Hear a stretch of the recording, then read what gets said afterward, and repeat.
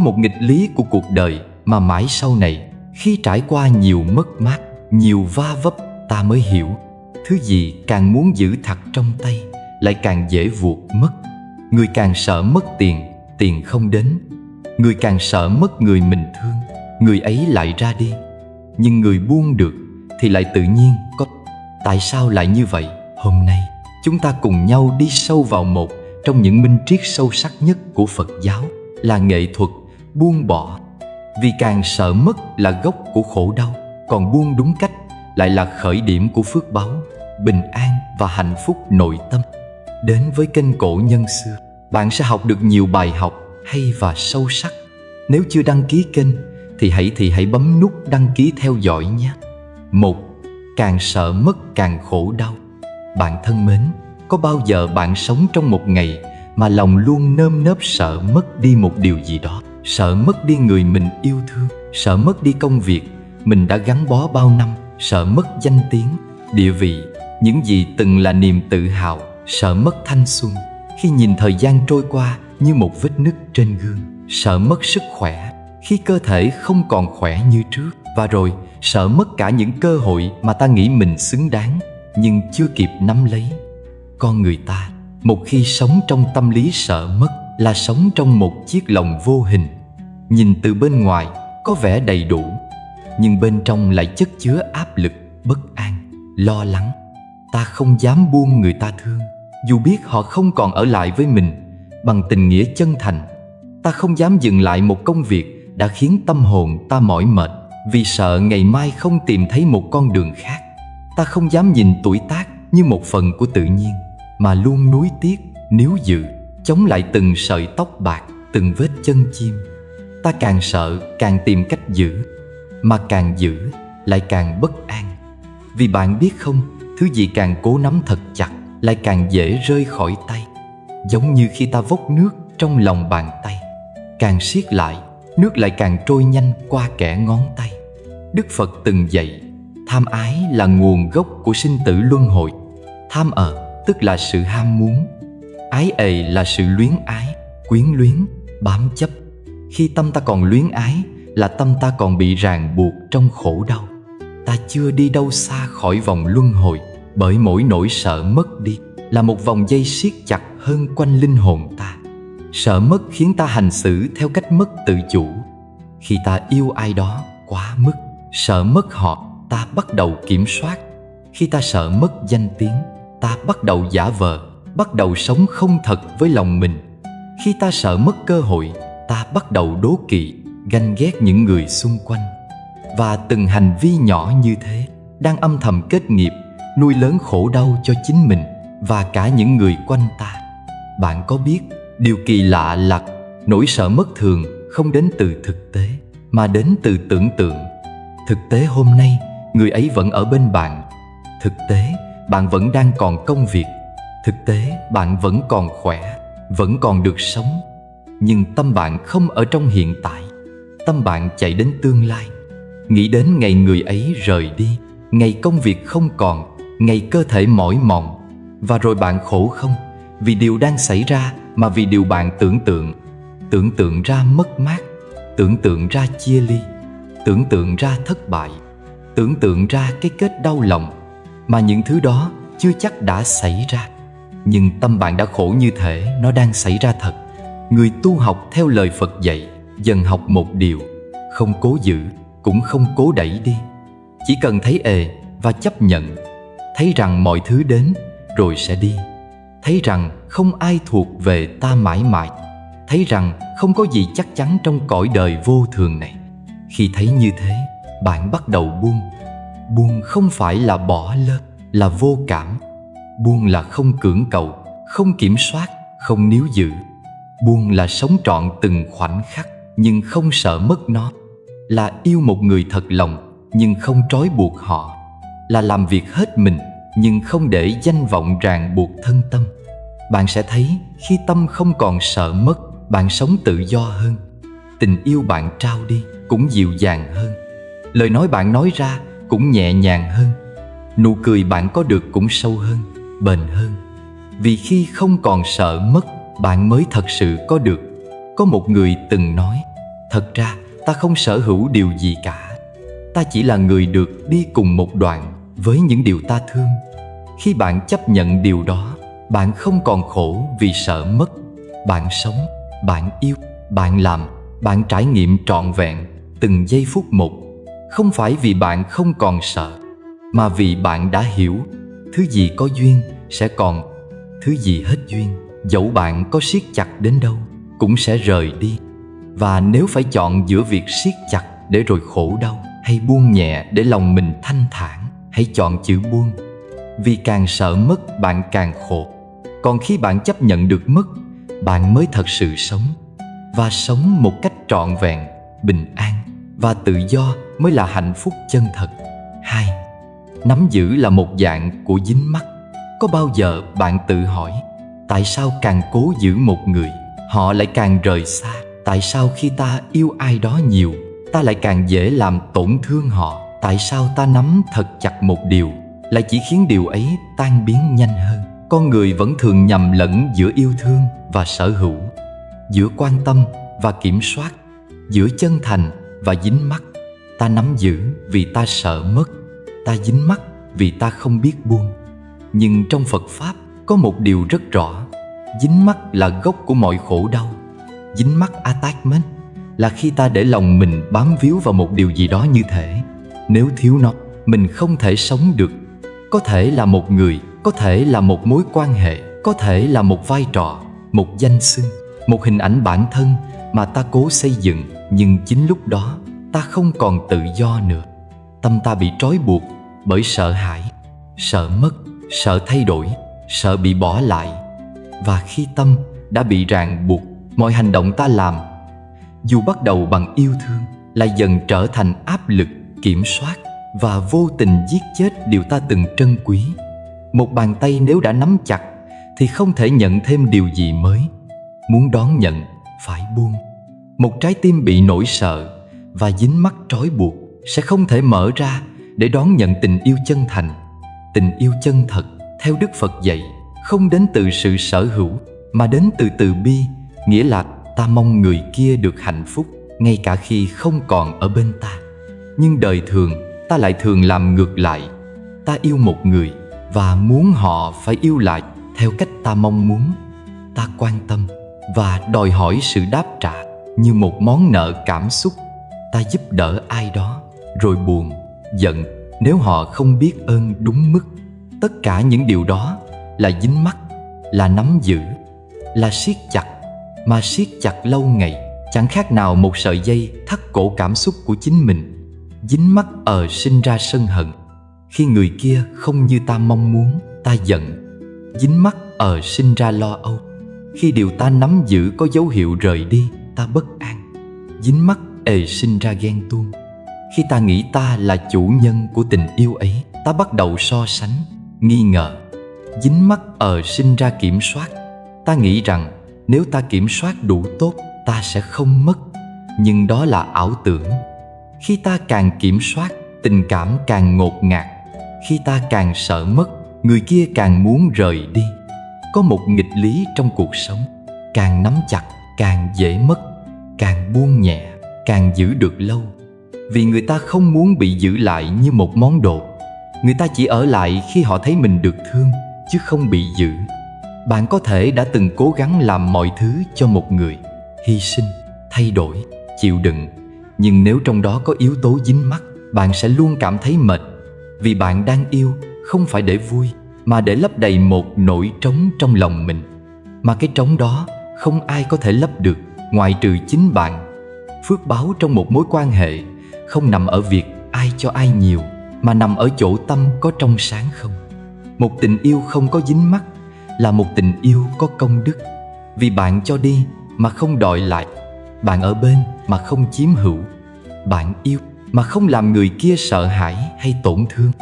Nắm giữ nếu xuất phát từ ích kỷ sẽ là ngọn lửa thiêu rụi cả tình cảm lẫn phước báu. Buông nhẹ nếu xuất phát từ từ bi sẽ là làn gió mát lành giữ được người bên bạn lâu nhất. Phật dạy, thứ gì là của bạn sẽ là của bạn dẫu bạn không giữ. Thứ gì không thuộc về bạn, giữ cách mấy rồi cũng mất.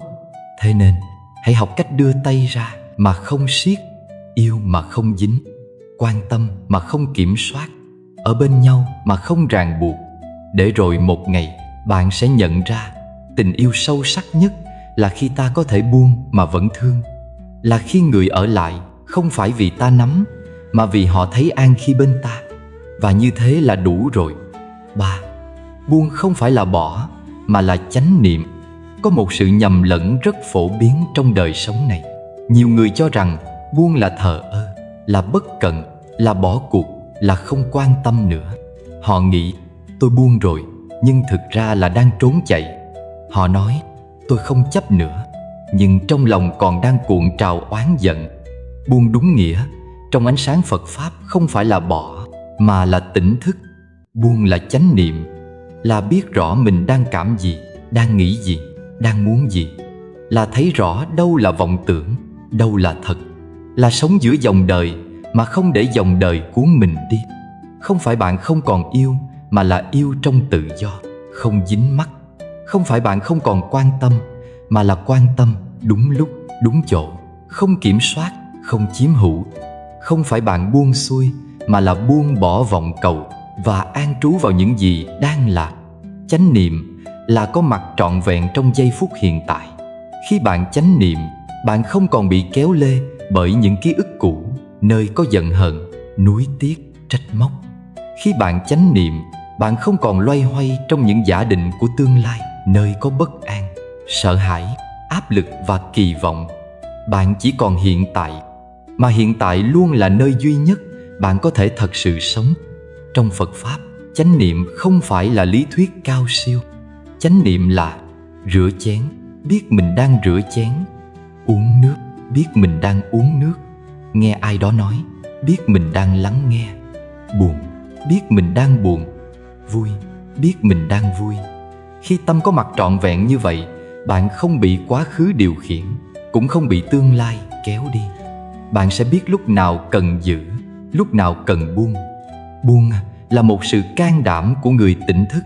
Không dễ để buông khi tâm còn chấp, không dễ để buông khi lòng còn yêu, không dễ để buông khi đã quen sống với một nỗi đau nào đó và coi nó là một phần của mình. Nhưng cũng chính vì thế, khi bạn biết buông trong chánh niệm, bạn mới thật sự chuyển hóa được khổ đau thành trí tuệ. Buông không có nghĩa là không hành động. Buông là hành động từ trí tuệ, không từ bản năng. Bạn vẫn nói ra điều cần nói, nhưng không giận dữ. Bạn vẫn đối diện với người làm tổn thương mình, nhưng không oán thù. Bạn vẫn làm việc, nhưng không bị ám ảnh bởi kết quả. Bạn sống, nhưng không bị lôi kéo bởi những mong cầu vô độ. Một người biết buông là người sống giản đơn, nhưng không đơn giản. Biết mỉm cười với một điều không còn nắm được. Biết lặng yên trước một điều không cần tranh cãi. Biết gật đầu nhẹ nhàng khi duyên đủ, và cũng biết bước đi thanh thản khi duyên tàn. Có một điều rất lạ, khi bạn buông đúng, mọi thứ bắt đầu tự chảy về đúng vị trí. Khi bạn ngừng cố gắng điều khiển tất cả, cuộc sống bắt đầu vận hành nhẹ nhàng hơn. Khi bạn không còn cố nắm giữ, người đáng ở lại sẽ ở lại. Khi bạn không còn cưỡng cầu, bạn sẽ thấy điều tốt đẹp vẫn đến, dù không theo cách bạn mong chờ. Chánh niệm giúp bạn thấy ra sự thật, không có gì là vĩnh viễn. Mọi thứ đều là duyên, và duyên thì đến rồi đi. Cố giữ một điều không thuộc về mình chẳng khác nào ôm một dòng sông mà mong nó đứng yên. Thật ra, điều khiến ta mệt không phải là dòng đời đổi thay, mà là tâm ta không chịu thay đổi theo dòng đời.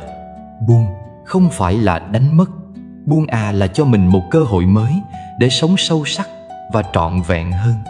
Như người vác một gánh nặng suốt quãng đường dài, khi đặt gánh xuống, không phải vì bỏ rơi gánh ấy, mà vì hiểu gánh đó đã đi cùng mình đủ rồi. Giờ là lúc thảnh thơi mà bước tiếp bằng hai bàn tay nhẹ và một trái tim an. Buông không phải là rời bỏ thế giới, mà là học cách sống trong thế giới mà không để thế giới cuốn mình đi. Buông không phải là không yêu, mà là yêu một cách tỉnh thức, không chiếm hữu. Khi bạn hiểu được chữ buông, theo nghĩa đó, bạn không còn lo buông là mất, mà bạn sẽ mỉm cười vì bạn biết buông là bắt đầu một hành trình mới của tự do. 4. càng buông càng được.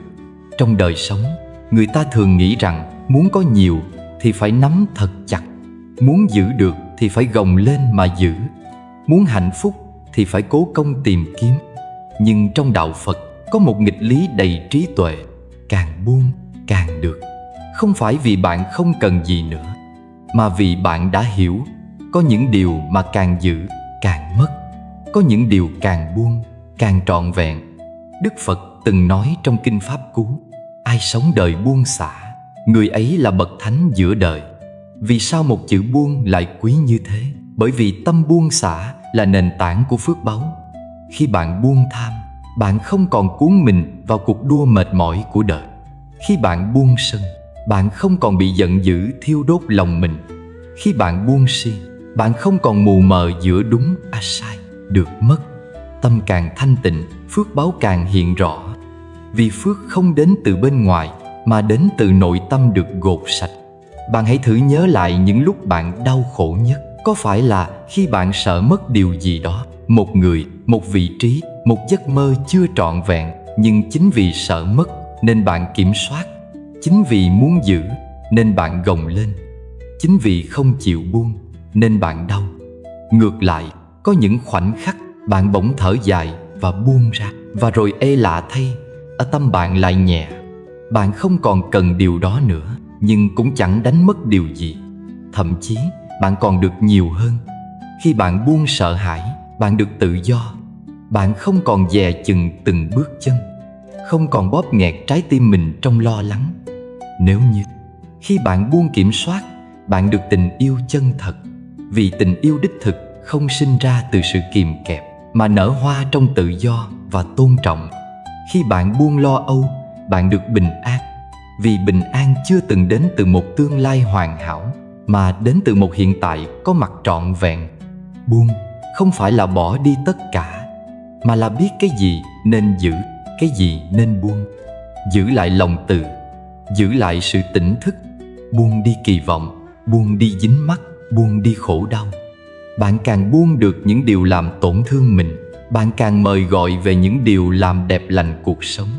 Có một câu nói rất hay: hạnh phúc không phải là có thật nhiều, mà là bỏ bớt thật đúng. Một người càng biết buông, càng sống nhẹ. Càng sống nhẹ, càng thấy được cái đẹp trong từng điều nhỏ nhặt. Một cơn gió mát, một buổi chiều yên, một cái ôm không lời. Tất cả những điều ấy chỉ có thể cảm nhận sâu sắc khi lòng bạn không còn bị lấp đầy bởi những phải có, phải được, phải hơn. Bạn có thể tưởng tượng một bàn tay đang nắm chặt sẽ không thể đón nhận điều gì mới. Chỉ khi mở ra mới có thể nhận về. Cũng vậy, chỉ khi bạn dám buông, bạn mới thật sự được. Phước báu không đến từ việc bạn tích góp bao nhiêu, mà từ việc bạn buông bỏ được bao nhiêu độc tố trong tâm mình. Buông để tâm rộng hơn thì tình thương cũng lớn hơn. Buông để lòng trong hơn thì ánh sáng trí tuệ cũng tỏa rạng hơn. Và như thế, buông không phải là đánh mất, mà buông là bước đầu tiên để được tất cả những điều xứng đáng. Cuối cùng, khi bạn ngồi lại trong một buổi chiều yên ả, không còn bon chen, không còn nắm níu điều gì nữa, bạn sẽ thấy một điều: hạnh phúc từ đầu đến cuối chưa từng đến từ việc có được, mà luôn bắt đầu từ khoảnh khắc bạn biết buông. 5. Thực hành buông bỏ trong đời sống. Chúng ta thường nói về chữ buông như một điều cao siêu, như một trạng thái tâm lý dành cho những người đã tu luyện sâu dày, cho các bậc xuất trần. Nhưng buông thật ra bắt đầu từ những điều rất nhỏ, rất đời, rất người. Buông không phải chuyện của thiền thất, của chùa chiền, của kinh kệ xa xăm. Buông là chuyện của từng buổi sáng thức dậy, khi ta đối diện với những con người, tình huống và cả chính mình mà vẫn giữ được một nội tâm vững chãi và rộng lượng. Buông là chuyện hôm nay, ngay lúc này. Và buông nếu được thực hành đúng sẽ là bước đầu tiên để bạn thoát khỏi những khổ đau mà bấy lâu nay bạn cứ tưởng mình phải sống cùng với nó. Buông kỳ vọng để người khác được là chính họ. Chúng ta đau khổ rất nhiều vì mong người khác phải sống theo cách ta mong muốn. Ta mong người thân phải luôn hiểu ta, mong con cái phải sống theo những điều ta vạch sẵn, mong người mình thương phải mãi mãi không thay đổi, mong thế giới quanh ta phải đúng như những gì ta tin là đúng. Nhưng mỗi người là một nghiệp lực riêng, một hành trình riêng, một trái tim riêng với những vết thương riêng. Không ai sinh ra để hoàn hảo trong mắt ta, và không ai sinh ra để làm vừa lòng kỳ vọng của người khác. Thực hành buông kỳ vọng là học cách yêu thương mà không ràng buộc, là học cách nhìn người khác bằng đôi mắt hiểu biết thay vì chiếc kính mong cầu.